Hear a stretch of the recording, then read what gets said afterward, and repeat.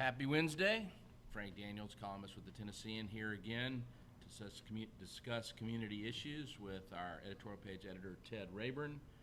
Today, this Happy Wednesday, we're going to talk about the goings-on with what's termed as House Bill 600, or the bill that came about that said that Nashville, Davidson County, could not have a different non-discrimination policy than any other community in the state of Tennessee.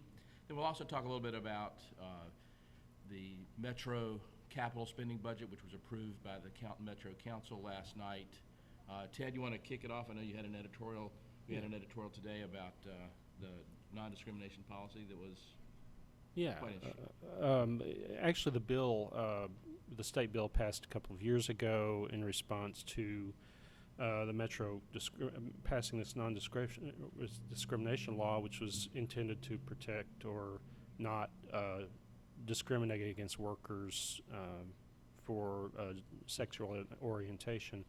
The state struck it down or reversed it, saying, as he just said, other communities had a different standard. They shouldn't. Metro shouldn't have a different standard. And so now the situation with the case is it's in appeal. A lawsuit against what the state did was dismissed, but now it's in the Tennessee Court of Appeals for another look. They may go back to trial on the lawsuit, and our position on it was that it may have been that Metro was striking out in a new direction, but at the same time it was also a national trend that's moving in that direction toward making sure that everyone's rights who work, whether it's government or whatever in the workplace, that there's no discrimination, for sexual orientation any more than there is for age or gender discrimination. Yeah, the thing that struck me when I was reviewing the stories that we had on it, I think what kicked up the ruckus in the legislature was Metro government trying to expand their definition of who could be covered to Belmont, and this whole thing was kicked off by when the lesbian soccer coach, women's soccer coach there, was terminated, although the university said it was not for her sexual orientation when she and her partner decided to have a child, and then she was terminated. That's right.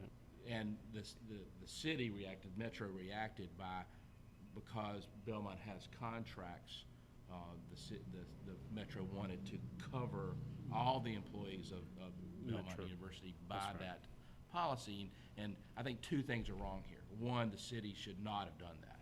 It is not the city's responsibility to extend its policies to a private institution, regardless of what that relationship may be. And second of all, the legislature should not have told the city that they could not have a separate policy that covers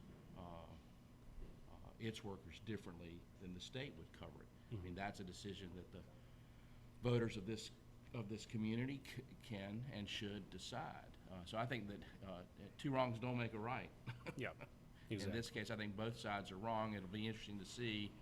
I don't think that, from just my reading, I don't think that the case that the woman has a case for discrimination. But I'm not a judge, and I don't think that the legislature should have told Davidson County, we don't like you. We don't like the fact that you're independent and progressive-minded, so we're going to slap you down.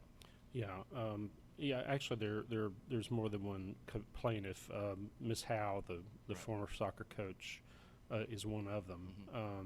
There are others. I think it's probably advocacy groups for gay rights and that sort of thing. Yeah, there is a student advocacy group that wants to be recognized. And that's probably where the strongest ground is for for this case, that they so far haven't shown the test that's been this high standard that's been set for these kind of discrimination cases, that you have to show the plaintiff individually or individuals have been harmed.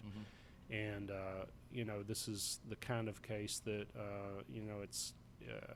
gets a little broader, and it might, it could just be the kind of case though that could set a new precedent if they were to reverse it. Well, it would be very nice in this case and others for judges to say, the legislature needs to be a little more careful about meddling too much. Exactly. Even though our local communities are chartered by the state, the legislature should not hold Davidson County to the same standards that it might hold a county with a few thousand people in it. Yeah, and one thing we haven't mentioned, I don't think it was in the story yesterday or today's editorial, that, at the time that the state legislature did this, they were also taking steps to rein in some way the city of Memphis and what they were wanting to do with their school system and so forth. So it was like, for them, it was like they were trying to change the game as far as local autonomy. So yeah, well, it'd be interesting to see what happens there. oh yeah. So let's talk about the $300 million Metro capital spending budget that the council approved last night. I know that the most controversial part of that was the $7.5 million funding for the BRT, but what came out of it, I think, was some much needed investment or potential investment in especially the Metro National Public School System. Yes, and of course the overall school budget is a separate matter, but in the case of the city budget last night, it was almost a third, $95 million. But that's specifically for school building projects and renovation and that sort of thing. And if anyone saw our story over the weekend, some of the schools in the city are in really bad shape. And I know there's a trend toward, trying not to put a lot of money into failing schools, but in this case, they're not necessarily academically failing schools. They're just schools that are falling apart, and they have mold and asbestos. And they're having to cram kids into portable classrooms, even though their classrooms enough classroom space, but they're unsafe to use because of mold and that sort of thing. It's really terrible. Well, I mean, the after many years of declining enrollment, we've now had almost a half decade of increasing enrollment. They're anticipating another 1,600 students to be at Metro schools next year.